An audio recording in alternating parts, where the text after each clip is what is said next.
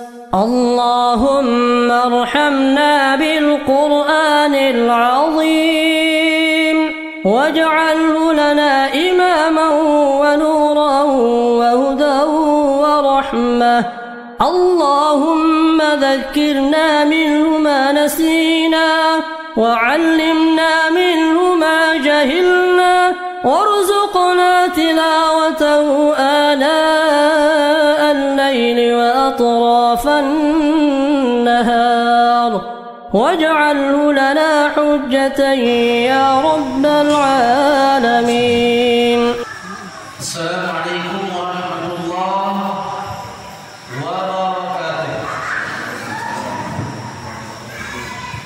الحمد لله والصلاة والسلام على رسول الله. أشهد أن لا إله إلا الله وحده لا شريك له وأشهد أن محمدا عبده ورسوله. اللهم صل وسلم على نبينا Muhammad. Bapak-bapak, ibu-ibu, serta anak-anak tercinta, alhamdulillah malam ini kita kembali berkumpul di majelis ilmu, majelis yang insya Allah dicintai dan dirahmati oleh Allah Subhanahu wa Ta'ala. Salawat dan salam marilah kita bacakan untuk Nabi kita yang tercinta Muhammad sallallahu alaihi wasallam. Allahumma salli wa sallim ala nabiyyina Muhammad. Bapak-bapak, ibu-ibu, jemaah sekalian, insya Allah malam ini adalah penyelesaian kitab 6 landasan utama dalam agama Islam, yaitu landasan yang ke-6-nya. Sebelum kita selesaikan landasan yang ke-6-nya sebagai murojaah, sebagai dalam rangka mengulang-ulang ilmu, maka kita sebutkan secara satu persatu landasan-landasan yang utama dalam agama Islam di dalam kitab Ushul Sittah. Bahwa landasan yang utama dalam agama Islam yang pertama adalah ikhlasul dini lillahi wahdahu la syarikalah wa bayanu dhiddihi asyirku billah. Landasan yang pertama ini sebagai mengingatkan saja adalah ikhlas dalam beribadah kepada Allah dan tidak menyekutukan Dia.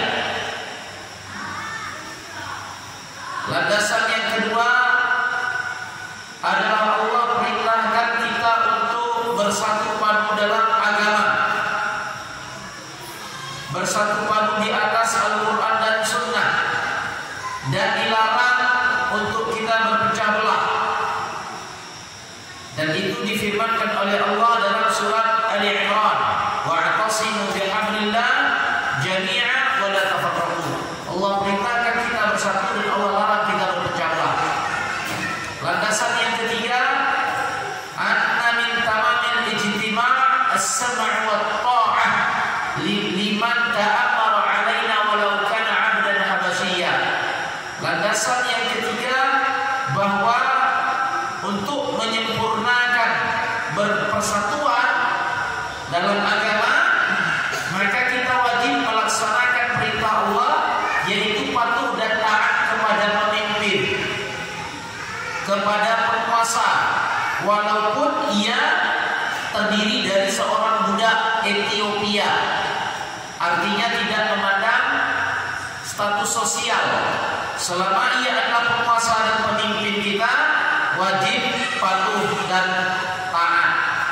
Kecuali dalam perkara maksiat, diperintahkan berzina, diperintahkan dengan khamar, maka pada poin itu tidak kita patuhi.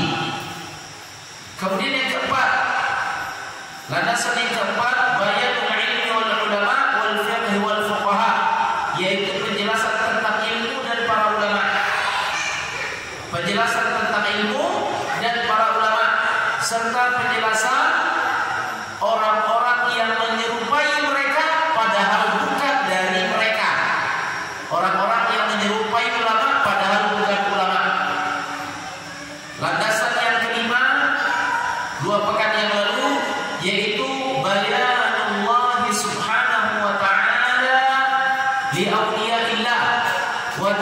yafruqu bainahum wa bainal mutasyabbihina bihim min a'da'illah wal munafiqina wal fujjar, yaitu penjelasan dari Allah Subhanahu wa taala tentang wali Allah dan perbedaannya dengan wali syaitan dari kalangan orang-orang munafik dan orang-orang sindik. Wali syaitan yang mereka itu ingin menyerupai wali Allah. Ini adalah landasan yang kelima. Landasan yang keenam adalah penutup yang insya Allah akan kita tuntaskan malam ini. Perlu diketahui bapak-bapak dan ibu sekalian, landasan yang pertama, yang kedua, yang ketiga, yang keempat dan yang kelima telah kita sampaikan dan telah kita jelaskan. Jadi untuk menghemat waktu, kita mohon izin untuk langsung menuntaskan landasan yang keenam, yaitu landasan yang keenam yang utama dalam agama kita, termaktub dalam kitab Ushul Sittah, yaitu raddus syubhah allati wada'aha syaitan fi tarqil Qur'an was sunnah wa ittiba'ul ara' wal ahwa' al mutafarriqah al mukhtalifah, wa hiya anna al-Qur'an was sunnah la ya'rifuha illa al-mujtahidul mutlaq. Landasan yang keenam adalah menolak syubhat yang diciptakan oleh syaitan. Menolak syubhat yang diciptakan oleh syaitan. Tujuannya agar manusia meninggalkan Al-Quran dan meninggalkan Sunnah, dan agar manusia mengikuti pendapat yang berpecah belah, pendapat hawa nafsu yang batil. Ya. Landasan yang keenam, menolak syubhat yang diciptakan oleh syaitan. Tujuannya agar manusia meninggalkan Al-Quran dan Sunnah dan mengikuti pendapat yang memecah belah, yaitu pendapat hawa nafsu yang batil. Ya.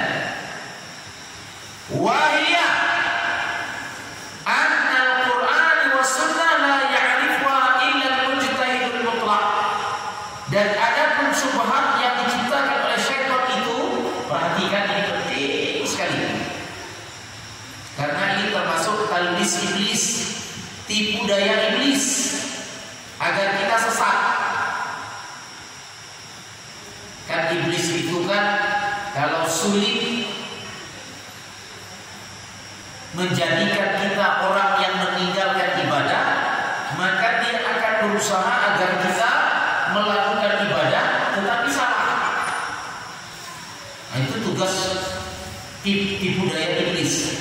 Maka wahia anna al-Quran wa sunnah, dan adapun syubhat yang diciptakan oleh iblis tadi, syubhat yang diciptakan oleh syaitan tadi, annal Qur'an wa sunnah la ya'rifuha illa al-mujtahidul mutlaq, bahwa Al-Quran dan Sunnah tidak akan bisa difahami kecuali oleh seorang mujtahid secara mutlak. Apa itu syubhat iblis tadi? Ustaz ulangi supaya lebih paham. Ustaz ulangi lagi landasan yang keenam ini. Landasan yang keenam, raddus syubhah allati wada'aha syaitan fi tarqil Qur'an wa sunnah wa ittiba'il ara' wal ahwa' al mutafarriqah al mukhtalifah, wa hiya anna al-Qur'an wa sunnah la ya'rifuha illa al-mujtahidul mutlaq. Landasan yang keenam yaitu menolak syubhat yang diciptakan oleh syaitan. Tujuannya agar kita meninggalkan Al-Quran dan meninggalkan Sunnah dan mengikuti pendapat yang memecah belah, yaitu pendapat yang berdasarkan hawa nafsu yang batil. Apa itu syubhat yang diciptakan oleh syaitan yang mesti kita tolak? Yaitu syaitan menciptakan syubhat yang isinya bahwa Al-Quran dan Sunnah tidak akan bisa dipahami kecuali hanya oleh seorang mujtahid secara mutlak. Paham?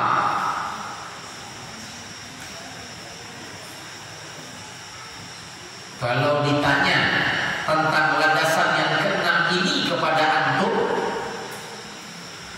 apa syubhat yang diciptakan oleh syaitan agar manusia meninggalkan Al-Quran dan Sunnah? Coba ada yang tahu? Itu landasan yang keenam. Kalau ditanya kepada antum, apa syubhat syaitan? Apa syubhat syaitan agar kita meninggalkan Al-Quran dan Sunnah? Apa syubhatnya? Apa? Tidak bisa memahami ajaran Al-Quran dan Sunnah. Mohon maaf, lafaznya 75% salah. Mohon izin ya, maknanya 100% salah. Ayo, ada hadiahnya? Tidak. Ayo, Ustaz tanya kepada antum, apa syubhat syaitan agar manusia meninggalkan Al-Quran dan Sunnah? Ayo. Bahwa Al-Quran dan Sunnah ini tidak akan dipahami kecuali oleh seorang mujtahid Secara mutlak. benar, ya? Jadi, kalau syaitan berusaha agar manusia tidak paham Al-Quran dan Sunnah, itu bukan syubhat. Karena syubhat itu antara benar dan salah. Antara benar, orang tidak bisa melihat ini benar atau salah kecuali dengan kacamata ilmu. Jadi kalau misalkan syaitan berusaha kita supaya tidak paham Al-Quran dan Sunnah, ini tidak syubhat. Bahwa ini adalah kerjaannya syaitan. Dan itu tidak syubhat, jelas sekali. Ya, misalkan si fulan, dia beribadah kepada Allah, tetapi dia tidak paham Al-Quran, tidak paham Sunnah, maka itu tidak dikatakan syubhat. Karena jelas, karena ketidakpahamannya, maka seluruh ibadahnya salah, jelas salahnya. Tapi kalau misalkan si fulan beribadah kepada Allah dengan landasan-landasan ilmu, nah itu syubhat. Kalau ilmunya ilmu yang salah, syubhat. Karena syubhat itu antara benar dan antara salah, dan dia condong kepada yang salah, dan orang akan faham bahwa itu syubhat, bahwa itu salah apabila dilihat dengan kacamata ilmu. Jadi syubhat yang diciptakan oleh syaitan agar kita meninggalkan Al-Quran dan meninggalkan Sunnah, bahwa Al-Quran dan Sunnah itu hanya bisa difahami oleh seorang mujtahid secara mutlak saja. Ayo, ada yang tahu? Kalau misalkan syubhat syaitan itu berhasil, apa yang terjadi? Dampak negatifnya? Ayo. Banyak melakukan perbuatan bid'ah. Banyak melakukan perbuatan bid'ah dalam agama. Jawabannya benar, tetapi bukan itu yang Ustaz maksud. Dia itu benar ya, nanti akan muncul bid'ah dan segala macam, itu benar. Cuma secara spesifik ada yang lebih tepat lagi daripada itu.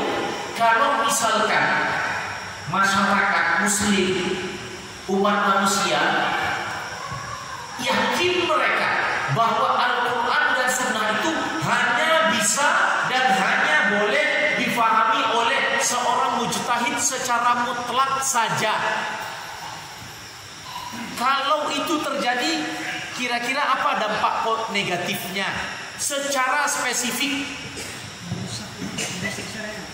Merusak syariat, benar juga.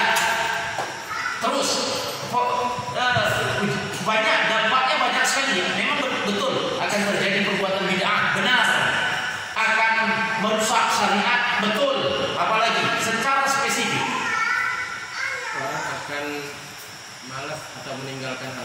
sunnah karena sudah dipelajari. Ya, itu benar juga, dan itu lebih mendekati kepada yang benar bahwa orang akan meninggalkan Al-Quran dan Sunnah, dan itu termaktub di dalam landasan yang ke-6 tadi ya, bahwa kita wajib menolak subhat yang diciptakan oleh syaitan yang tujuannya agar manusia meninggalkan Al-Quran dan Sunnah. Itu benar juga. Ada lagi yang lebih spesifik. Coba Ustaz ulang ya, Ustaz ulang sekali lagi. Coba bayangkan, coba antum perhatikan. Muslim kita nih sudah meyakini, misalkan subhat syaitan itu berhasil, bahwa Al-Quran dan Sunnah itu tidak boleh kita pahami sembarangan, wajib kepada mujtahid secara mutlak saja. Apa yang akan terjadi? Banyak orang tidak paham agama. Banyak orang tidak paham agama. Terus betul juga, lebih secara spesifik, bahwa misalkan si A adalah mujtahid, misalkan di wilayah apa kita ini? Di wilayah Mata Merah, misalkan katakanlah ada satu orang yang dianggap seorang mujtahid, satu orang yang dianggap mujtahid sewilayah Mata Merah. Kemudian kita memahami dan meyakini tidak boleh memahami Al-Quran dan Sunnah kecuali melalui pintu mujtahid. Apa yang akan terjadi? Itu spesifiknya. Yang tadi jawabannya betul semua ya. Terutama yang terakhir tadi, orang-orang akan meninggalkan Al-Quran dan Sunnah. Itu betul sekali. Karena itulah yang dapat landasannya. Tapi dampaknya juga akan terjadi taklid buta kepada orang-orang tertentu. Taklid buta. Pokoknya si fulan, tidak lagi perlu Al-Quran dan Sunnah. Orang pasti akan meninggalkan Al-Quran dan Sunnah. Kenapa? Kalaupun ada Al-Quran, ia tidak bisa dipahami, ia tidak bisa dipelajari, ia tidak bisa diamalkan. Kenapa?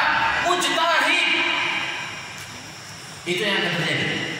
Dan itu subhat yang sangat luar biasa sekali. Dan perlu untuk ketahui bahwa pemahaman itu ada. Kelompok sesat yang semacam itu ada. Dari kalangan kaum sufi, kenapa mereka terjadi pembodohan karakter? Kenapa terjadi di kalangan kaum sufi mereka bodoh dengan ilmu? Karena itu tadi tidak bisa Al-Quran dan hadis, harus mujtahid. Nah ini subhat. Nah kita coba jelaskan maksud daripada landasan yang ke-6. Perhatikan. Hadza huwa al-asl al-akhir. Maka ini adalah landasan yang paling akhir dalam kitab ini. Wa huwa muhimmun jiddan, dan ini penting sekali. Wa huwa annahum yaqulun, bahwa sebagian orang-orang dari kelompok-kelompok yang menyimpang, inna la na'rifu ma'ani kitab wa sunnah, kita tidak bakal paham makna Al-Quran dan Sunnah, wala yumkinu an na'rifaha, dan tidak mungkin kita akan bisa mempelajari dan mengetahuinya. La ya'rifuha illa al-ulama al-kibar, dan tidak akan ada yang bisa memahami Al-Quran dan Sunnah kecuali ulama-ulama yang besar, yaitu dari kalangan para mujtahid. Fayuqalu lahum Al-Qur'anu fihi asya'un wadihah. Nah ini bantahan dari subhat itu, ya. Karena landasan yang ke-6 ini adalah bantahan daripada subhat itu. Kita katakan kepada orang-orang yang berpahaman yang semacam itu, apa bantahannya? Bahwa di dalam Al-Quran fihi asya'un wadihah, terdapat di dalam Al-Quran keterangan-keterangan tentang makna yang sangat jelas sekali. Ya'rifuhal 'ami wa ya'rifuhal muta'allim, yang akan bisa difahami secara langsung oleh orang awam ataupun orang-orang yang belajar ilmu. Taqumu bihal hujjatu 'alal khalq. Ingat ya, yang dengan ayat-ayat jelas itu oleh Allah akan dijadikan hujjah bagi makhluk. Kenapa tidak beriman? Kenapa tidak beribadah? Artinya Allah itu zat yang maha pemurah. Allah turunkan Al-Quran, di dalamnya keterangan-keterangan yang sangat jelas sekali, sehingga dengan keterangan itu Allah tegakkan hujjah. Maksud Allah tegakkan hujjah itu, maksudnya nanti di hari kiamat ada orang kafir dilempar ke neraka, kemudian dia akan ridho dan tidak akan absaruha khashi'ah. Pada hari kiamat nanti mata para makhluk akan tertunduk, tidak berani menghadap kepada Allah. Kenapa? Karena hujjah telah ditegakkan. Orang-orang kafir tidak akan bisa beralasan, ya Allah, saya dulu tidak beriman karena saya tidak tahu. Tidak ada lagi alasan ini. Dan karena di dalam Al-Quran jelas terang benderang, ya Allah, dulu saya melakukan riba karena saya bodoh. Tidak ada alasan, hujjah telah ditegakkan. Itu maksudnya. Maka di dalam Al-Quran terdapat keterangan-keterangan yang sangat jelas sekali, sehingga dengan keterangan itu ditegakkan hujjah. Dan tidak akan ada manusia yang mampu beralasan, ya Allah, saya dulu maling karena saya tidak tahu. Ya Allah, dulu saya judi, dulu saya mancing, ya Allah, bayarnya 10.000, dapat ikannya 2 kilo. Ternyata itu judi, ya Allah, saya tidak tahu. Tidak ada cerita. Tidak ada cerita. Karena hujjah telah ditegakkan. Ya. Dari qulubuha absaruha khashi'ah. Orang-orang akan tertunduk nanti. Kemudian wa fihi asya'un la ya'rifuha illa ulama. Dan memang benar dalam Al-Quran terdapat ayat-ayat yang memang hanya bisa difahami oleh para ulama. Jadi bantahannya apa? Bahwa syubhat yang tadi Quran dan Sunnah hanya bisa dan boleh difahami oleh seorang mujtahid, ini kita bantah dan itu salah. Bahwa Al-Quran terdapat di dalamnya ayat-ayat yang bisa difahami orang awam, para pelajar, dan memang juga terdapat ayat-ayat yang hanya bisa difahami oleh para ulama. Jadi tidak secara mutlak. Kalau secara mutlak akan terjadilah taklid, akan tersebarlah bid'ah, akan rusaklah syariat, akan tersebarlah kebodohan dan ditinggalkan ilmu. Kenapa? Oh, jangan, ini ulama. Pokoknya ini kapasitasnya ulama, kita melo-melah. Abu Jiwong itu yang kita melodi. Ternyata yang kita melodi salah. Nah ini contoh. Di dalam Al-Quran terdapat ayat-ayat yang bisa difahami oleh semua kita. Di antaranya Allah berfirman dalam surat An-Nisa ayat 36, wa'budullaha wa la tusyriku bihi syai'a. Sembahlah Allah, jangan kalian menduakannya dengan sesuatu apapun. Jelas. Beribadah kepada Allah, meninggalkan perbuatan syirik. Ini jelas sekali. Allah perintahkan beribadah, Allah larang kita berbuat syirik. Semua orang bisa paham ini. Tidak harus melalui seorang mujtahid dulu baru bisa tidak semua, karena di dalam surat An-Nisa, dalam surat Al-Imran Allah katakan fihi ayatun muhkamat. Di dalam Al-Quran terdapat ayat muhkamat. Apa itu muhkamat? Ayat yang bisa dipahami secara langsung, tapi memang terdapat padanya ayat-ayat mutasyabihat. Mutasyabihat dipahami dengan metodologi tafsir dengan benar. Ya. Kemudian apa lagi ayatnya? Allah berfirman, "Wala taqrabuz zina." Al-Isra 32. Jangan kalian mendekati perbuatan zina. Ini enggak perlu nyari ulama dulu. Itu terang benderang, jelas maknanya bahwa kita tidak boleh melakukan hal-hal yang dilarang antara seorang laki-laki kepada perempuan yang asing, menyentuh dan begitu seterusnya, berzina. Ini jelas, ayat ini jelas sekali. Mohon maaf bapak-bapak sekalian, ada tak orang yang melakukan perzinahan dengan laki-laki, melakukan perzinahan dengan perempuan dalam keadaan dia tidak tahu hukumnya? Adakah itu? Tidak ada. Orang tidak sekolah pun, tidak belajar sekalipun tahu dia zina itu haram. Apalagi hurrimat alaikumul maitah. Al-Maidah ayat 3. Allah haramkan kalian memakan bangkai.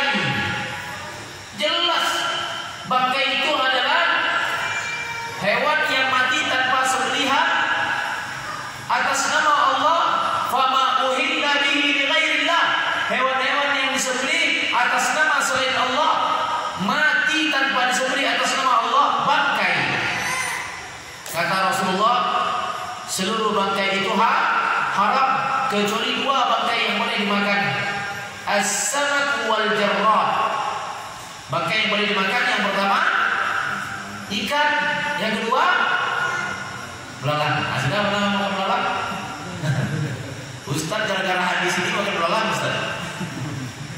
Lihat hadis ini, Masya Allah, dua bangkai yang dihalalkan. Ikan, sudah makan ikan. Belalang, ternyata belalang dihalal. Subhanallah, demi Allah saya bersumpah atas nama Allah, seluruh makanan yang dihalalkan oleh syariat oleh Allah dan Rasulnya pasti baik untuk dimakan. Saya bersumpah atas nama Allah, setiap makanan dan minuman yang dihalalkan oleh Allah dan Rasulnya pasti baik untuk dimakan. Dan saya bersumpah atas nama Allah, setiap makanan dan minuman yang diharamkan oleh Allah pasti buruk untuk dimakan. Khamar itu bisa menghancurkan organ dalam, menyebabkan kanker ini, kanker itu, dan segala macam. Babi, 20 cacing yang terkandung di dalam dagingnya, dan itu bisa menginfeksi konsumennya. Di Amerika, seorang ibu operasi batok kepala karena di dalam otaknya terdapat cacing kita kurang lebih sejengkal, panjangnya sejengkal cacing kita, karena dia hobi konsumsi daging babi yang cacing itu masuk melalui pembuluh darah.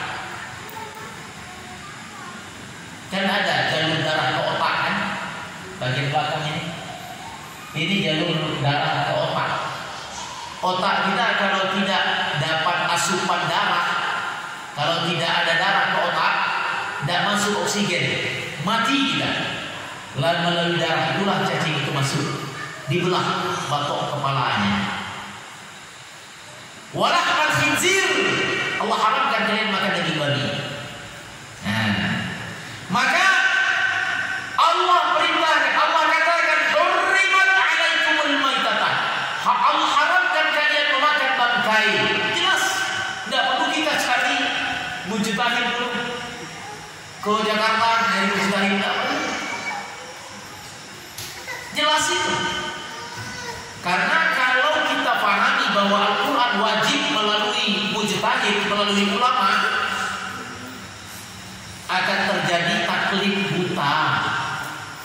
orang menuhankan ulama, tidak boleh, ya, tidak boleh mempertuhankan ulama, tidak boleh memuliakan ulama lebih daripada kapasitas yang telah ditetapkan oleh Allah. Ya. Kemudian apa lagi di dalam Al-Quran? Allah berfirman, ayat yang jelas maknanya, qul lil mu'minin yaghuddu min absarihim wa yahfazu furujahum. Surat An-Nur ayat 30. Muhammad, katakan olehmu kepada orang-orang beriman, hendaklah mereka menahan pandangan dari aurat-aurat yang haram. Masya Allah. Ini pesan saja kepada teman-teman sekalian. Ustaz sudah sering sekali mengisi tausiah walimah, resepsi pernikahan. Nah, ya. Salah satu di antara tujuan menikah adalah agar bisa menjaga pandangan dari aurat perempuan yang bukan mahram dan menjaga kemaluan agar tidak terjadi perzinahan. Rasulullah bersabda sallallahu alaihi wasallam, ya ma'syaras sabab, man istata'a minkum al-ba'a falyatazawwaj fa innahu aghaddu lil basar wa ahsanu lil farj. Hei para pemuda, kalau kalian sudah mampu menikah, menikahlah, karena menikah bisa menahan pandangan dan bisa menjaga kemaluan. Ada beberapa yang dalam resepsinya dihadirkan artis-artis minimalis. Ini merusak makna pernikahan. Merusak makna sayang. Yang suaminya, istrinya di pelaminan, di depannya perempuan minimalis. Padahal tujuan pernikahan, kata Rasulullah, aghaddu lil basar, bisa menahan pandangan dari aurat yang terbuka. Ternyata disajikan. Inna lillahi wa inna ilaihi raji'un. Jadi hati-hati. Pesankan kepada orang tua, kepada kerabat, atau nanti teman-teman yang punya anak, kita nanti kan bakal menerima menantu semua kita insya Allah. Jangan sampai seperti itu, merusak makna pernikahan. Kita kembali kepada kitab, bahwa An-Nur ayat 30 perintah untuk menjaga pandangan, menjaga kemaluan agar tidak berzina adalah perintah yang jelas dari Allah.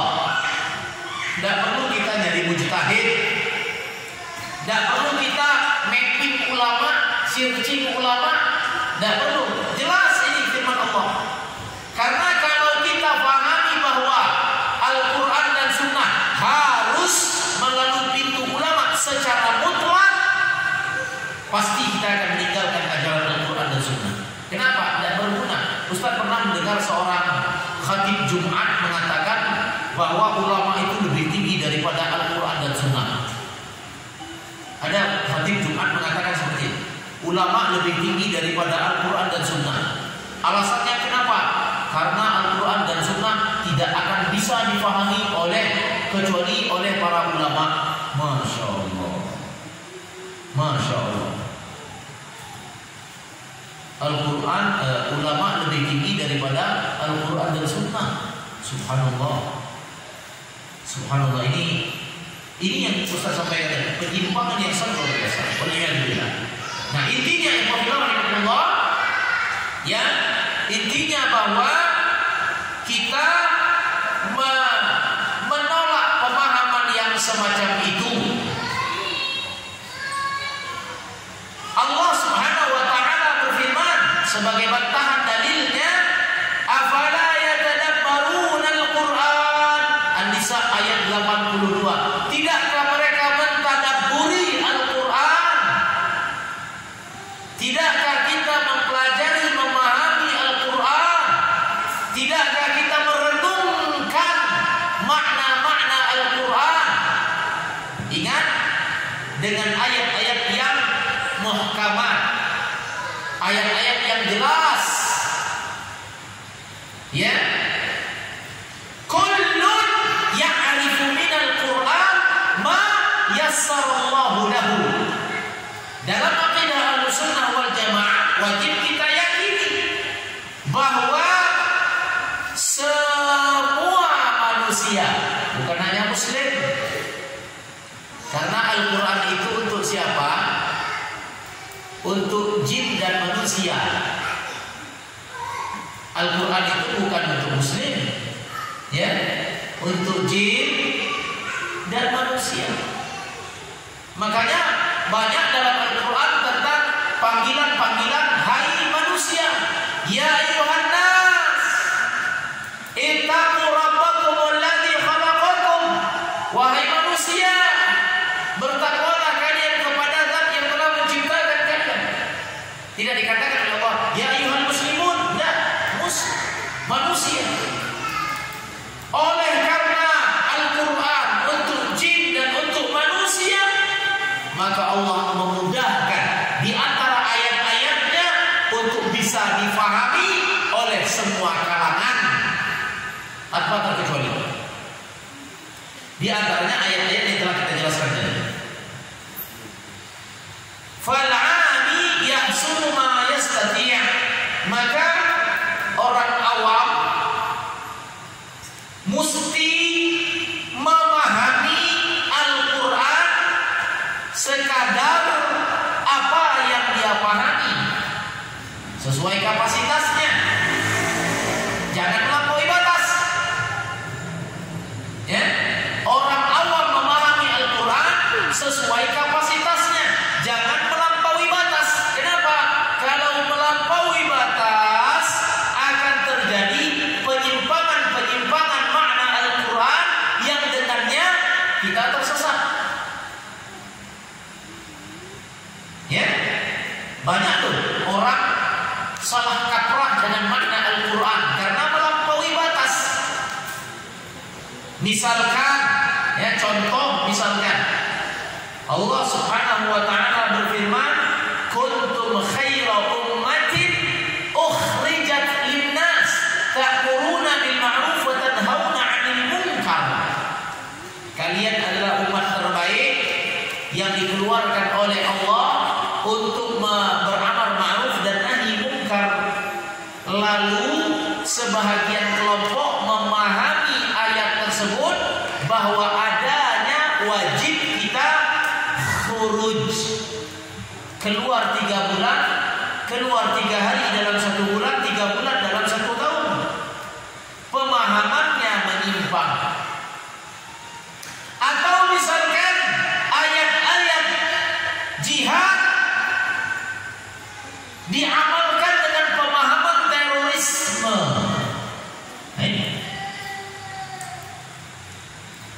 Ya, sehingga menghalalkan terorisme, mensyariatkan terorisme dengan ayat-ayat jihad. Gagal paham. Dan begitu seterusnya. Kenapa? Karena memahami ayat sudah melampaui batasan-batasannya. Kira-kira seperti itu. Intinya bahwa orang awam memahami Al-Quran sekadarnya. Kemudian wal muta'allim yahsunu ma yastati', dan para penuntut ilmu memahami Al-Quran sekadarnya pula.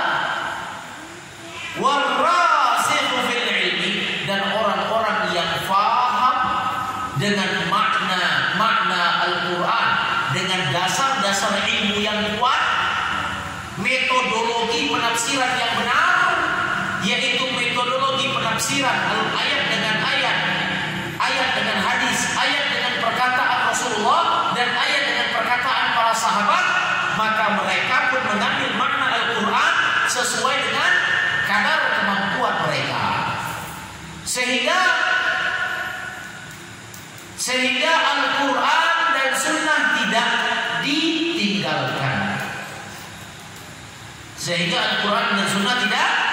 ditinggalkan. Kullu sayyi qadrahu. Nah, ini bahasanya bahasa perumpamaan. Kullu wadin ya'khudhu minas sayyi qadrahu. Setiap lekuk mengambil aliran air sesuai dengan lekukannya. Setiap lembah mengaliri air sesuai dengan kedalamannya. Maksudnya, setiap kita mengambil makna Al-Quran sesuai dengan tingkat keilmuan kita. Maksudnya seperti ini. Ya. Qalbul 'ami wa qalbul muta'allim wa qalbul 'alim wa qalbul rasikh fil 'ilm.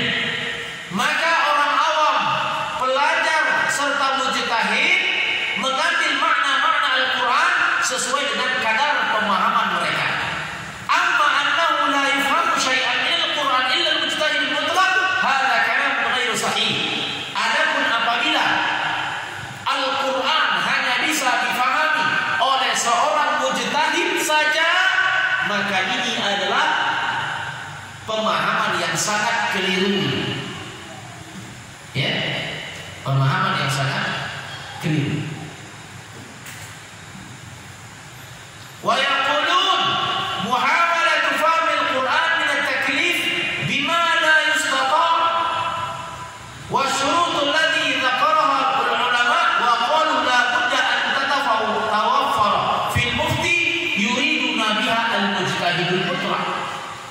Bahwa dalam akidah Ahlussunnah wal Jamaah, dalam akidah Ahlussunnah wal Jamaah, dalam manhaj salaf, bahwa Al-Quran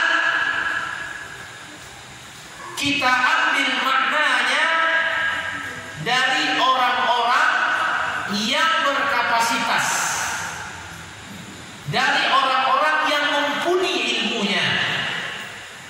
Seperti misalkan orang yang sampai kepada derajat mujtahid, bahasa Arabnya sempurna, hafalan Al-Qurannya sempurna, hafalan hadisnya sempurna, ilmu rijalnya sempurna, ilmu riwayatnya sempurna.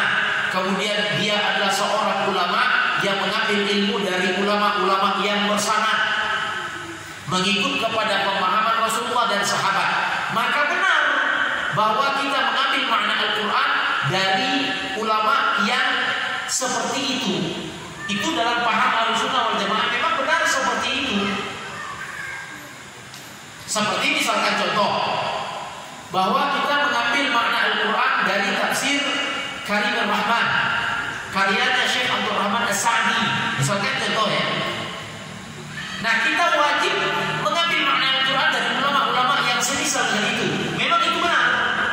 Akan tetapi yang demikian itu tidak difahami oleh kita bahwa makna Al-Quran diambil dari mujtahid secara mutlak. Paham ya?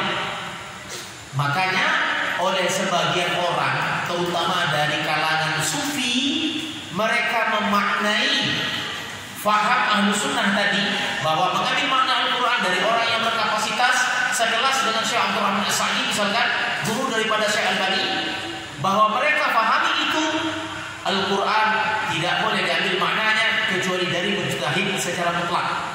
Maka pemahaman itu salah. Paham ya? Karena ini potensinya tinggi, nanti antum bakal ketemu orang-orang yang memiliki pemahaman semacam ini. Potensinya tinggi. Atau bahkan antum sendiri bisa memahami Al-Quran dan Sunnah seperti itu. Nggak mau belajar Quran dan Sunnah. Kenapa? Karena itu tingkatannya mujtahid. Nah, bisa jadi syubhat semacam itu merasuk dalam hati antum. Ngeri pegang Quran, ngeri pegang hadis. Kenapa? Nanti bisa salah arti, salah makna. Tidak semuanya. Ada ayat-ayat yang bisa dipahami secara awam. Ada hadis-hadis yang bisa dipahami secara awam. Ayatul mutasyabihat dan ayatul muhkamat. Makanya nanti bahwa syubhat yang semacam itu bisa menyebabkan kita meninggalkan Al-Quran dan meninggalkan as-sunnah. Barangkali seperti itu. Waktunya berapa menit? 1 menit. Barakallahu fikum. Kitab kita sudah selesai. Usul Sittah, 6 landasan utama dalam agama Islam karya Syekh Muhammad At-Tamimi, syarah Syekh Shalih Fauzan sudah selesai. Insyaallah pekan yang akan datang akan kita bahas kitab tauhid dasar, yaitu Kasyfus Syubhat, menyingkap subhat-subhat yang dihembuskan oleh syaitan dalam masalah-masalah akidah. Aqulu qawli hadza fastaghfiruh innahu huwal ghafurur rahim. Assalamualaikum warahmatullahi wabarakatuh.